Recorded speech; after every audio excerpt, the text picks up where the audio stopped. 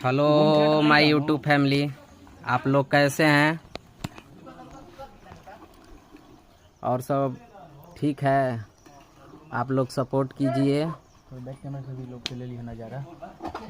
आप लोग सपोर्ट बहुत कर रहे हैं और करिए कि हम बहुत ज़्यादा मेहनत करें।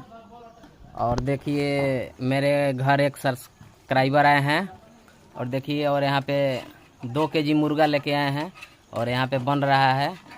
ये हमको बहुत चाहते हैं, ये काफ़ी दूर से आए हैं, 60-70 किलोमीटर से आए हैं। ऐसे ही इनके प्यार दुलार बना रहे हम लोग पे। आपका चैनल बोल दीजिए, अपना बोलिए, अपना यूट्यूब चैनल। मेरा भी सब्सक्राइब कीजिए, प्लीज़ लाइक कीजिए। मेरा आईडी है मुक्ति नारायण ऑफिशियल 143।